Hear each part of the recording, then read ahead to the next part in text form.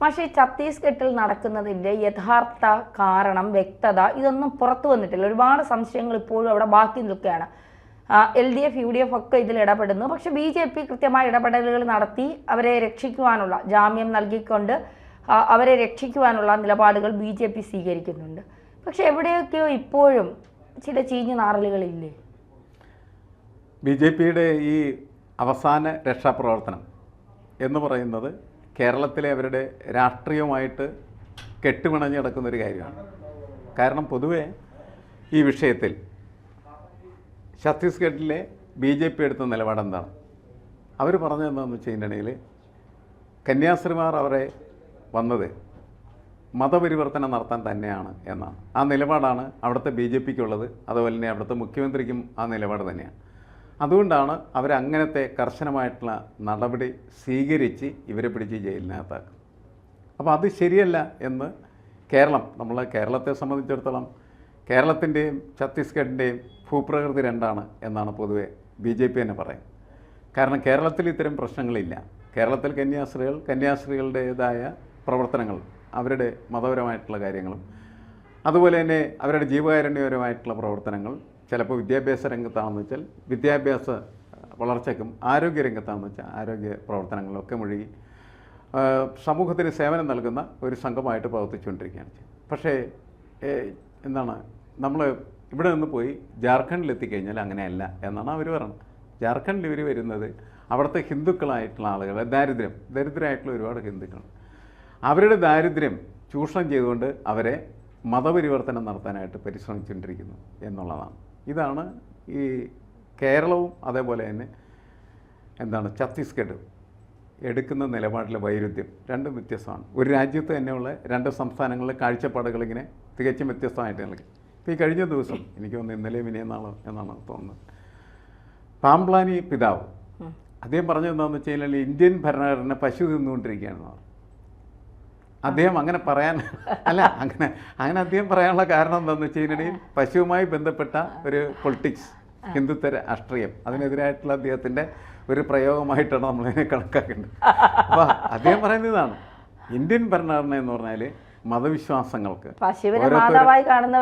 അതെ പശുവിനെ മാതാവായി കാണുകയും അതിൻ്റെ അടിസ്ഥാനത്തിൽ പ്രവർത്തിക്കുകയൊക്കെ ചെയ്യുന്നതായിട്ടുള്ള സംവിധാനം, അതിൻ്റെ വിശദാംശങ്ങളിലേക്ക് നമ്മൾ പോകണ്ട. ഞാൻ പറയുന്നത് ഇങ്ങനെ ഒരു കാര്യം അദ്ദേഹം പറഞ്ഞതിൻ്റെ അടിസ്ഥാനം എന്താണെന്ന് വെച്ച് കഴിഞ്ഞിട്ടുണ്ടെങ്കിൽ ഇന്ത്യയിൽ ഏത് മതം വിശ്വസിക്കാനും ആ വിശ്വാസത്തിനനുസരിച്ച് ജീവിക്കാനുമായിട്ടുള്ള സ്വാതന്ത്ര്യം എന്ന് പറയുന്നത് ഇന്ത്യയുടെ ഭരണഘടന, എനിക്ക് തോന്നുന്നു 125 വകുപ്പാണ് അതിനെ അങ്ങനെ ഒരു ഉറപ്പ് നൽകുന്നതെന്നുള്ളതാണ്. ഏത് മതത്തിൽ വിശ്വസിക്കാനും അതിനനുസരിച്ച് പ്രവർത്തിക്കാനും പ്രചരിപ്പിക്കാനും ഒക്കെയുള്ള സ്വാതന്ത്ര്യം, ആ സ്വാതന്ത്ര്യമാണ് ഇവിടെ നിഷേധിക്കപ്പെടുന്നത് എന്നതാണ് അദ്ദേഹം പറഞ്ഞത്. കേരളത്തിൽ നമ്മൾ കണ്ട എല്ലാവിധമായ പ്രതിഷേധങ്ങളും അത് ശക്തമാണ്. കേരളം പോലെയുള്ള ഒരു സ്ഥലത്ത് തീർച്ചയായിട്ടും അതിന് കൂടുതൽ പ്രസക്തിയും പ്രാധാന്യമുണ്ട് എന്നാണ് മനസ്സിലാക്കുന്നത്. പക്ഷേ നമ്മൾ അങ്ങോട്ട് ഛത്തീസ്ഗഡ് ചെല്ലുന്ന സമയത്ത് അങ്ങനെയല്ല. അത് പലതരത്തിലും വളരെ പരിതാപകരമായിട്ടുള്ള ദരിദ്രമായിട്ടുള്ള അവസ്ഥയിൽ ജീവിക്കുന്നതായിട്ടുള്ള ഒരുപാട് മനുഷ്യരുടെ ഒരു പ്രദേശമാണ്. ആ പ്രദേശത്താണ് ഈ മിഷണറി പ്രവർത്തനം എന്ന് പറയുന്നത് അവർക്ക് വളരെ ആവശ്യമായിട്ട് വരുന്നത്. കാരണം അവരുടെ ദാരിദ്ര്യവും അവരുടെ വിദ്യാഭ്യാസമില്ലായ്മയും ഇങ്ങനെയൊക്കെ കെട്ടുപണഞ്ഞെടുക്കുന്നതായിട്ടുള്ള വിഷയങ്ങളിൽ അവിടെ എടുക്കുന്നതായിട്ടുള്ള നിലപാട് നമുക്കൊരിക്കലും സ്വീകരിക്കാൻ പറ്റില്ല. കേരളത്തിൽ നോക്കുന്ന സമയത്ത് അത് മോശമായിട്ടുള്ളതോ അല്ലെങ്കിൽ നമ്മളുടെ ഭരണഘടനാപരമായിട്ടുള്ള അവകാശങ്ങൾ, മനുഷ്യാവകാശങ്ങൾ ലംഘിക്കുന്ന തരത്തിലുള്ള പ്രവർത്തനങ്ങളായിട്ട് മാറുകയും ചെയ്യും.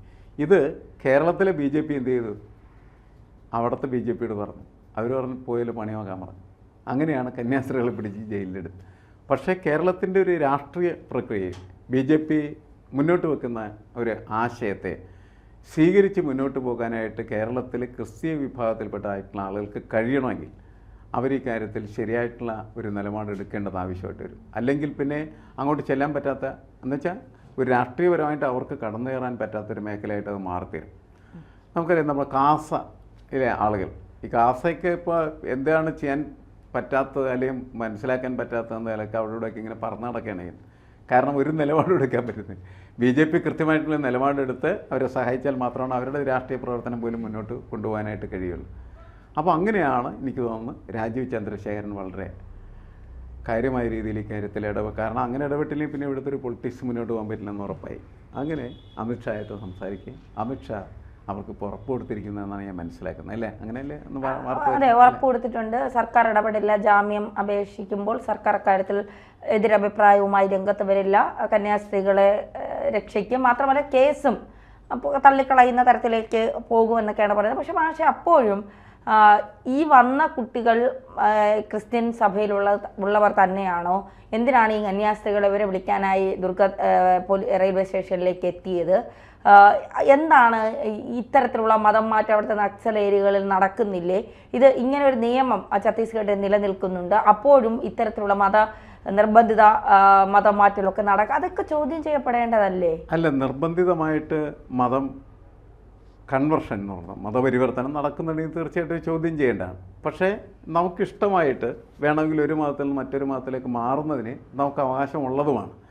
ഇതെന്താണ് എന്നുള്ള കാര്യം കൃത്യമായിട്ട് പറയപ്പെടുത്താത്തടത്തോളം കാലം കൃത്യമായിട്ട് വ്യക്തമാക്കണമല്ലോ. ഇപ്പോൾ ഇതിൽ ഒരാൾ എന്താണ് ഒരു വ്യക്തി അയാളുടെ മതം ഉപേക്ഷിച്ച് മറ്റൊരു മതം അയാൾ സ്വീകരിക്കുന്നു.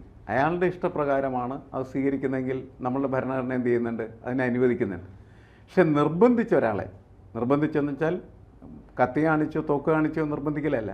പണം കൊടുക്കുന്നതും ഒരുതരം നിർബന്ധ പ്രക്രിയയാണ്.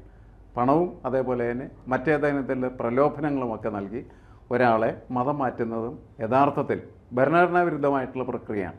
എന്നുവെച്ചാൽ നമ്മളുടെ ഇഷ്ടപ്രകാരം മാറുന്നത് ഭരണഘടന അനുസരിക്കുന്നതും നമ്മുടെ ഇഷ്ടമല്ലാതെ മറ്റൊരാളുടെ പരപ്രേരണയിൽ അത് മാറുന്നത് ഭരണഘടനാ വിരുദ്ധമാണ്.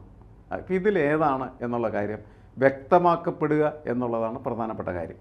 അത് വ്യക്തമാക്കപ്പെടുന്നില്ല എന്നുള്ളതാണ് ഈ തർക്കങ്ങൾക്കും ഒക്കെ കാരണമായി മാറിത്തീരുന്നത്. പക്ഷേ രാഷ്ട്രീയമായിട്ടുള്ള വിഷയം എന്ന് പറയുന്നത് അങ്ങനെയല്ല. പലയിടങ്ങളിലും ക്രിസ്ത്യാനികൾ എന്ത് ചെയ്യുന്നു? ഇത്തരത്തിലുള്ള അക്രമങ്ങൾക്ക് വിധേയമായി തീരുന്നു. അപ്പോൾ അതിന് നേരത്തെ മിഷണറി ആയിരുന്നായിട്ടുള്ള വ്യക്തിയെ ജീവനോട് കത്തിച്ച കഥകൾ അതൊക്കെ നമുക്കറിയാവുന്ന കാര്യങ്ങളാണ്.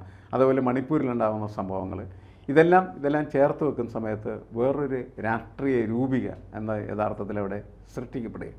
അതിൻ്റെ അടിസ്ഥാനത്തിലാണ് ഈ ചർച്ചകളെല്ലാം നടക്കുന്നത്. മറ്റേത് വളരെ സിമ്പിളായിട്ടുള്ള കാര്യമാണല്ലോ. സ്വന്തം ഇഷ്ടപ്രകാരം വേണമെങ്കിൽ മാറാം. പക്ഷെ നിർബന്ധപൂർവ്വമായിട്ട് മാറിക്കഴിഞ്ഞാൽ അത് കുറ്റകരമാണ്, ശിക്ഷാർഹമാണ്, അവരെ ജയിലിലടക്കാവുന്ന. ഈ കന്യാസ്ത്രീകൾ അത് ചെയ്തിട്ടുണ്ടോ ഇല്ലേ എന്നുള്ളതാണുള്ള ചോദ്യം. അതിനുള്ള ഉത്തരം കൃത്യമായിട്ട് കിട്ടുന്നില്ല. അതാണ് പ്രശ്നം. അങ്ങനെ കൃത്യമായിട്ട് കിട്ടാതിരിക്കുമ്പോൾ ഇവരെ പുറത്ത് വിടുന്നത് അല്ലെങ്കിൽ ഇവർക്ക് ജാമ്യം നൽകുന്നത് അത് ശരിയായ നിലപാടാണോ? 4 വോട്ടിന് വേണ്ടി സഭയ്ക്കൊപ്പം നിൽക്കുക, ഇതന്വേഷിച്ച് കൃത്യമായിട്ടുള്ള റിപ്പോർട്ട് നൽകണ്ടേ? ഭരണ സംവിധാനത്തിന് അതിന് കഴിയുന്നില്ലെങ്കിൽ പിന്നെ എന്ത് ചെയ്യും? ഭരണ സംവിധാനമുള്ള തരാണ്. ഞാൻ പറഞ്ഞു ഇത് വളരെ വ്യക്തമായിട്ട് ഇത് നമ്മുടെ മുന്നിൽ വെക്കാലോ, ഇന്നതാണ് പ്രശ്നം എന്നുള്ളത്. അങ്ങനെയാണെങ്കിൽ സഭയ്ക്ക് മുന്നിൽ BJP അടിയറവ് പറഞ്ഞു എന്ന് മനസ്സിലാക്കണ്ടേ? പക്ഷേ അത് മറ്റൊരു രാഷ്ട്രീയ പ്രശ്നവും രാഷ്ട്രീയ ചോദ്യവുമാണ്. സഭയ്ക്ക് മുന്നിൽ BJP അടിയറ പറയുന്നോ ഇല്ലേ എന്നുള്ളത്. അങ്ങനത്തെ ചോദ്യം വരാം.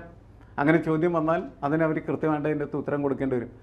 നമുക്ക് കൃത്യമായിട്ട് അറിയാവുന്നൊരു കാര്യം, നമുക്ക് ഇപ്പോൾ കേരളത്തിലിരിക്കുന്ന മനുഷ്യനെ സംബന്ധിച്ചാണ് കൃത്യമായിട്ട് അറിയാവുന്നൊരു കാര്യം എന്നാണ് BJP ഈ വിഷയത്തിൽ എന്തുകൊണ്ട് ഇങ്ങനെ ഇടപെടുന്നു എന്ന് ചോദിച്ചു കഴിഞ്ഞാൽ അവർക്ക് തീർച്ചയായിട്ടും അതിൻ്റെ അകത്ത് രാഷ്ട്രീയ ലാഭത്തിൻ്റെ ഒരു പ്രശ്നമുണ്ട്.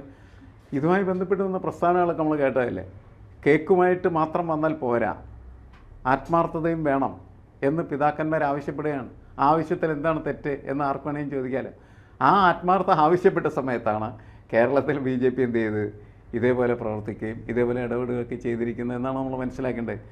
ഈ രാഷ്ട്രീയത്തിൻ്റെ ഈ തരത്തിലുള്ള സാധ്യതകൾ, ആ സാധ്യതകളെ കൃത്യമായിട്ട് വേർതിരിച്ചറിയാൻ പറ്റുന്ന ഒരു അവസ്ഥ ഒരു കാലത്തും ഉണ്ടാവില്ല. എല്ലാത്തിലും ഇങ്ങനെയുള്ള വിഷയങ്ങൾ വരുന്ന സമയത്ത് അതിൻ്റെ കൂടെ അവ്യക്തത കുറച്ചിങ്ങനെ കിടക്കും. ആ അജ്ഞേയ താഴ്വരയിലാണ് നമ്മുടെ രാഷ്ട്രീയ നേതാക്കന്മാർക്ക് സഞ്ചരിക്കാനായിട്ടുള്ള സൗകര്യങ്ങളുണ്ടാകും. വ്യക്തമാക്കപ്പെട്ടാൽ പിന്നെ ഇതിനൊരു പ്രസക്തിയില്ല.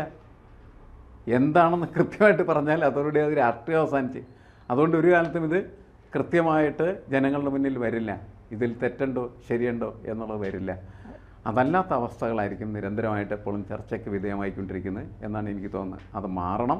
നമ്മളുടെയൊക്കെ ഒരു അഭിപ്രായം എന്ന് വെച്ചാൽ ഇതിലെന്താണ് യഥാർത്ഥം നടന്നത്? അവിടെ നിർബന്ധിതമായിട്ടുള്ള മതപരിവർത്തനം നടത്തിയിട്ടുണ്ടോ ഇല്ലേ എന്നുള്ള കാര്യം വ്യക്തമാക്കണം. നിർബന്ധമായിട്ടുള്ള മതപരിവർത്തനം നടത്തിയിട്ടുണ്ടെങ്കിൽ അവർ ശിക്ഷിക്കട്ടെ. ഇല്ലെങ്കിൽ അവരെന്തിനാ പിടിച്ച് ജയിലിലിടുന്നത് എന്നുള്ള ചോദ്യത്തിന് കൂടുതൽ പ്രസക്തി ഉണ്ടാവുകയല്ലേ ചെയ്യുന്നത്. അപ്പോൾ വ്യക്തമാക്കി കഴിഞ്ഞാൽ എല്ലാ പ്രശ്നങ്ങളും അവസാനിക്കും. വ്യക്തമാക്കുന്നില്ല എന്നുള്ളതുകൊണ്ട് ഇതിങ്ങനെ തുറന്നുകൊണ്ടിരിക്കും എന്നാണ് എനിക്ക് തോന്നുന്നത്.